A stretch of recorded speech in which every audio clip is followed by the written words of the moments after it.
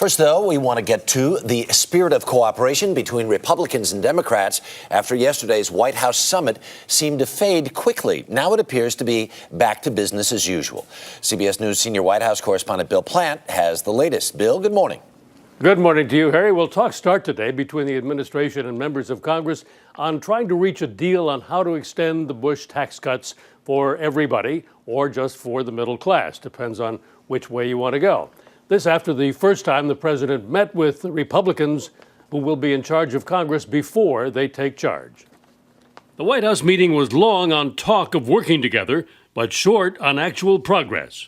The beginning of a new dialogue. We had a very nice meeting today. Of course, we've had a lot of very nice meetings. The president says he still wants tax cuts extended for couples making less than $250,000 a year and for individuals making less than $200,000. But he wants the cuts to expire for upper incomes. Republicans want them extended for everyone. In other words, that we ought to treat all taxpayers the same. And with a deadline looming, the lawmakers also discussed unemployment benefits. I've asked that Congress act to extend this emergency relief without delay to folks who are facing tough times by no fault of their own. But that midnight deadline passed this morning without the Senate approving benefits for the long-term unemployed. That means benefits will begin to run out today for nearly 2 million Americans. The Republicans want spending cuts to offset the cost.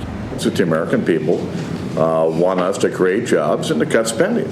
But there are new questions this morning about just how sincere the spirit of cooperation in Washington really is.